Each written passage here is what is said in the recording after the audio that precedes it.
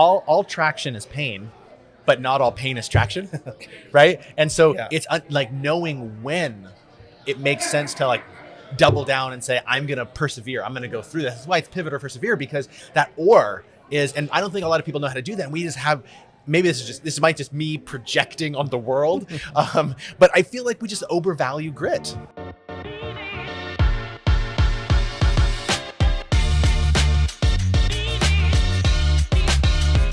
Welcome back to the Hard But Worth It podcast. We are hanging out today on a couple levels here. We have a special friend who showed up in Chico here at the GrowTech Fest event. And we kind of knew, but didn't really know who'd all be here. But JDM's here hanging out, and he's got some stage time. But we thought we'd steal some backstage time here in the podcast studio here, our portable podcast studio, because we are portable today. We're on the road. But this is Hard But Worth It. Thanks for listening to us. And today we just want to pull you into a conversation in the moment. I mean, we see you around. Many of us know you. And there's storylines and awesome things that you can speak to. But maybe let's start with the question of today, where's the fire at in JDM's world, right? Like you woke up, what are you burning for? What are you passionate about? What are you thinking about? Oh, first, thanks for having me. I'm super happy to be here in the mobile podcast studio. This is great. You guys got such an awesome setup here in the corner. It's awesome. Right. I love it. Couldn't have been easy to do. So, I mean, for me, I jokingly sometimes refer to what I do. I'll just say I'm an entrepreneur who teaches entrepreneurs how to entrepreneur. And that's where my fire is at kind of right now, because I'm going through that process myself. I'm an entrepreneur. I'm a lifelong entrepreneur. And right now I'm trying to build something that's a little bit different than things I've built before. And so I'm taking all that sum of what I've learned over the years and what I keep trying to instill in college students and in entrepreneurs who are much further along the path, and apply that to myself. Snake eating its tail metaphor, I think, is your favorite there, Kirk.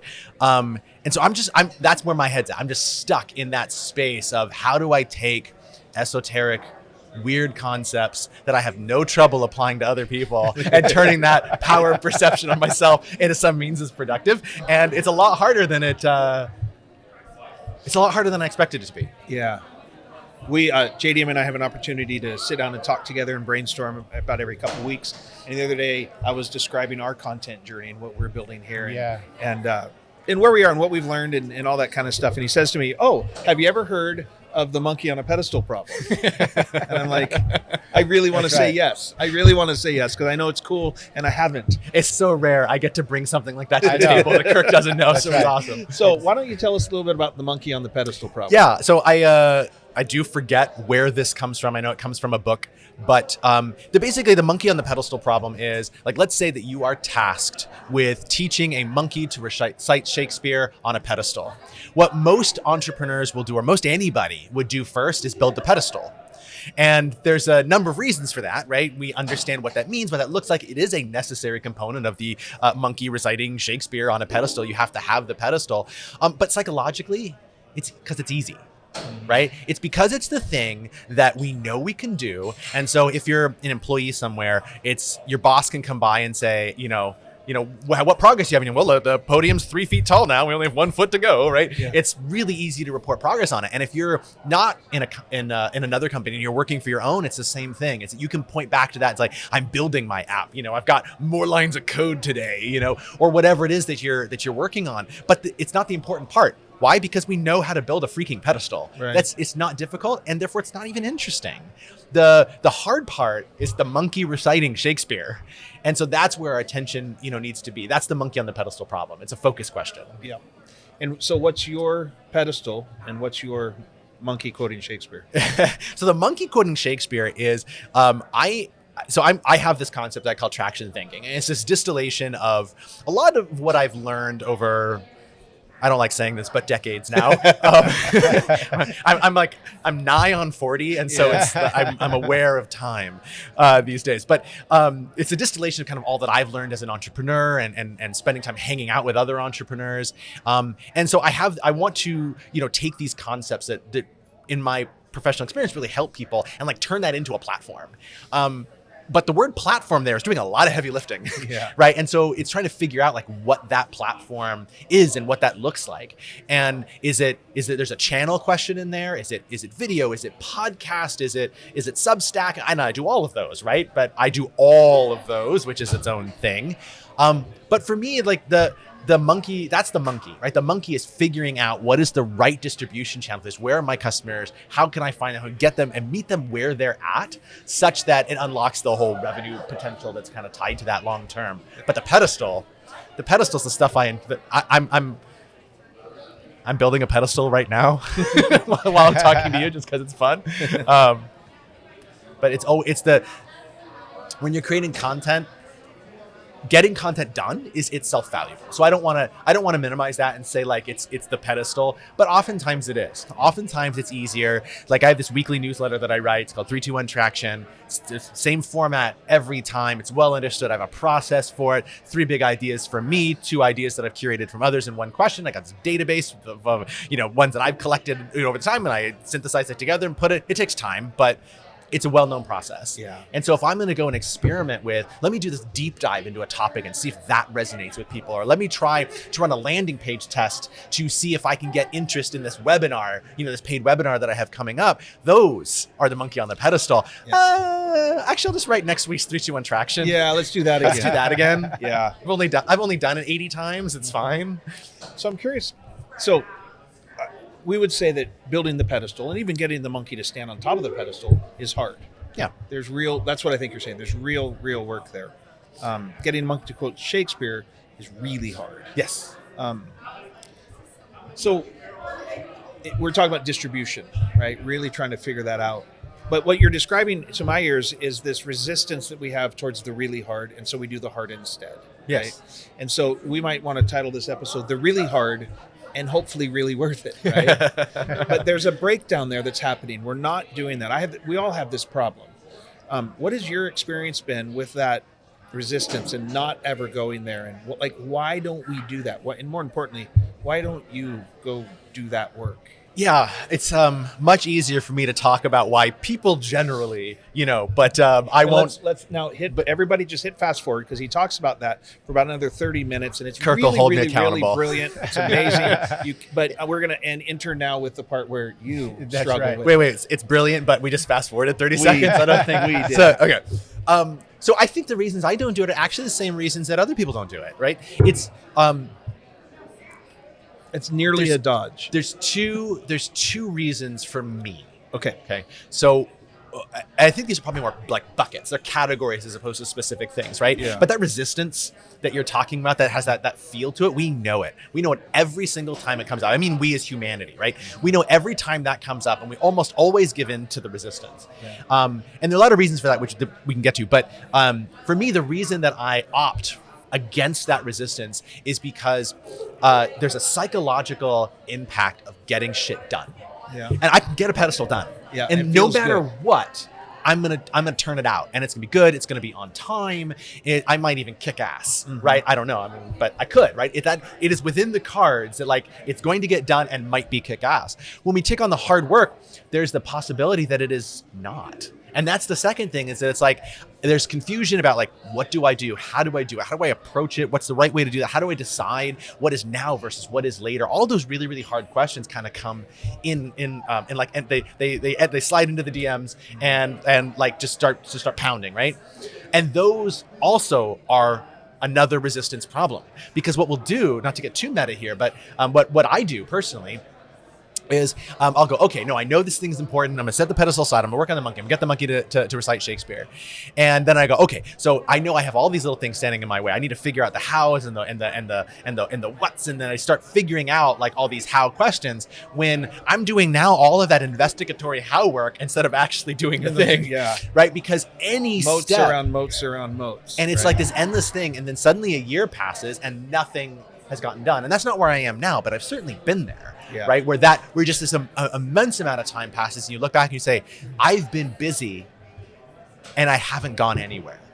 Right? And it's the car in neutral, the engine's revving, everything sounds like it's fine, but you haven't left the driveway. And that was by design. You were never going to leave the driveway. Is there any part of that that's connected to you, and I don't know that this is you personally, but as you're talking, I'm trying to think about why I avoid training the monkey. Just quote Shakespeare. Right? Yeah.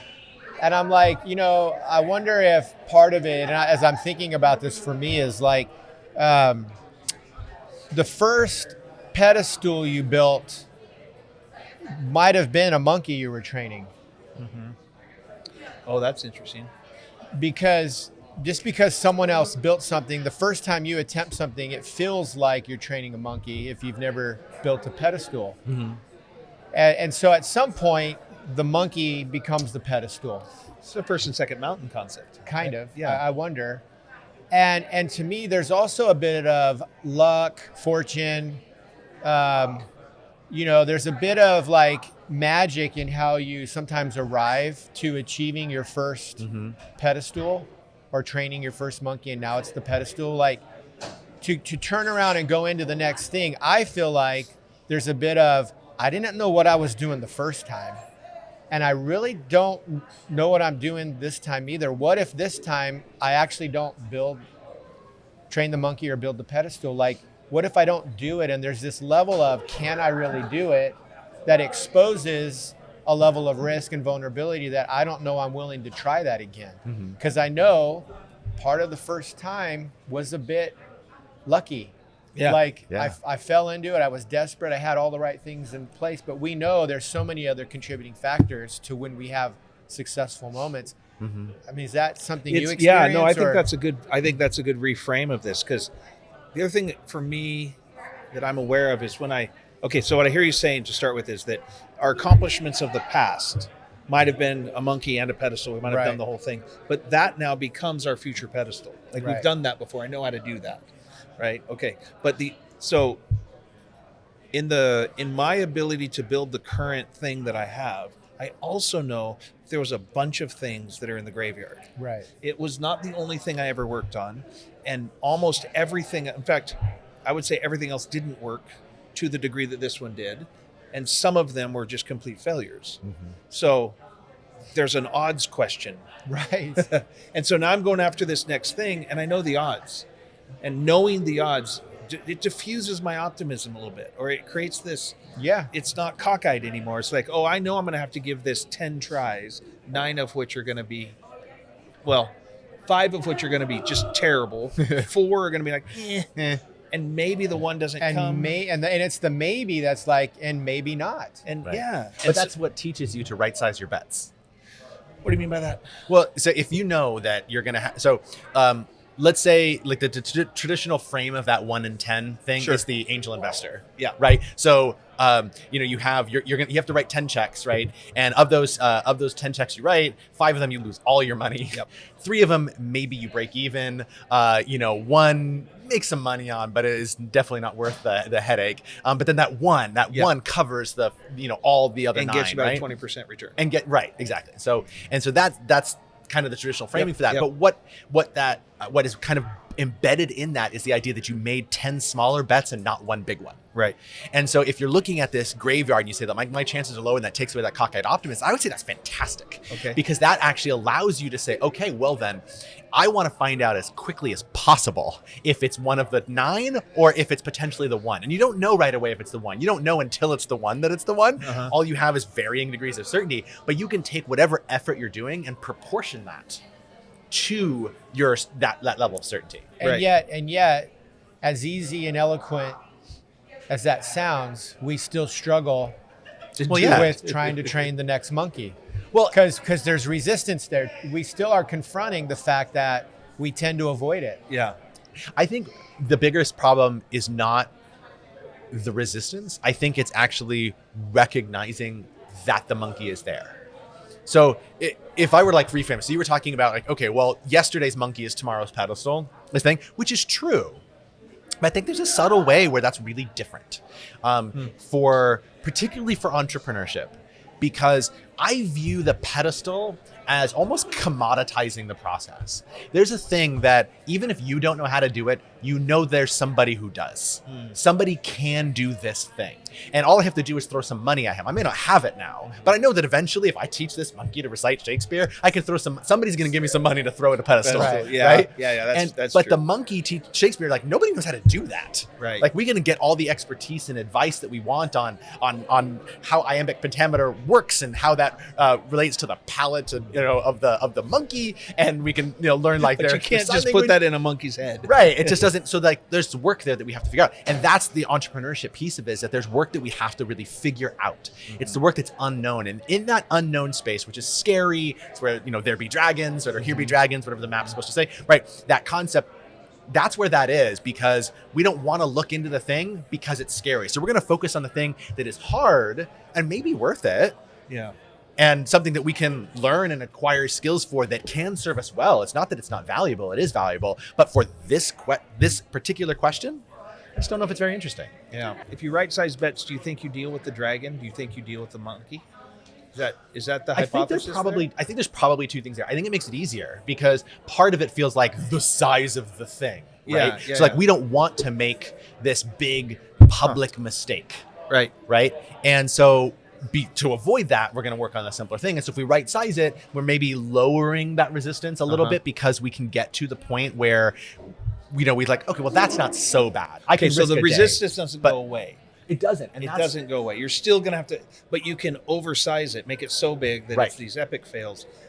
That it's insurmountable. Because here's the other thing about this idea of pressing through these hard moments, like really coming to terms with it, is there's this phrase that we use all the time that says, everybody will encounter suffering. Right? Those moments come. You don't have to wish it on your enemy. Not just me, huh? It's coming. Okay. Well, some of yours is Some just of you. okay. But I had a suspicion. And then after that, there's suffering. I used to say suffering will make you or break you. And I'm like, that's not right. It absolutely breaks you. That's going to happen. The question is, what will it make of you? And so in this grist that we're talking about is embedded this other process of walking through that hard that might even be to the level of suffering. Suffering such a big category. I don't mean, big S, right? Suffering, but there's this deathhood process at work. And if you don't go through that, I don't know that you can get a monkey to quote Shakespeare. True. Right. And so that resistance is still there. You're still going to have to walk through that. And it's where the pivot language in entrepreneurship it drives me nuts, because I believe the phrase is pivot or persevere. Mm-hmm. That's the question. And I've heard it here. There's a third choice there, by the way. What is it? Abandon. Abandon ship. Yeah. Quit. Right. Yeah. Correct. And even on this stage, we hear about the pivot. Everyone talks about the pivot, but the persevere is where the suffering takes place. Yes. And I think there's this idea of gaining traction, right? This idea of placing small bets and figuring out some directionality is the avoidance of the epic fail. But it does not avoid the useful fail or the necessary fail. And at that point, you have to go, we'll say, all in or persevere through, because getting a monkey to quote Shakespeare, we know that's not possible. That's why that idea kind of works. Yeah. But through the process of this perseverance, you come to the other side where a mindset opens up that you didn't previously have, and it turns out in that universe, it is possible. Yeah, we can right? Yeah. And I don't think you can get rid of that process through any mechanism, through any strategy, through any formula, through any way of doing anything. You have to pick that spot, and there's only through. There is no tip, trick, or hack for that. But there's a you can. I was just saying there's like this thing like that's buried in there that's really important, right? So all traction is pain, but not all pain is traction, right? And so it's like knowing when it makes sense to like double down and say, I'm going to persevere. I'm going to go through this. That's why it's pivot or persevere, because that or is, and I don't think a lot of people know how to do that. And we just have, maybe this might just me projecting on the world. But I feel like we just overvalue grit. Like we just say like, oh, all you got to do is like push through and you'll be fine. And like one of my favorite lines from the TV show Frasier was Martin says, he says to his son Niles, he says, oh, what doesn't kill you makes you stronger. And Niles says, but Dad, not everyone makes it into that second group, which is really true. And I don't think we acknowledge that enough. It's like that we have to is that calculus worth it? Yeah. Right. Do we want to do that? I'm just still thinking about this new icon creature called the monkey dragon. We have a new story here. We might. Yeah. It doesn't yet answer the question though why you are avoiding trading the monkey.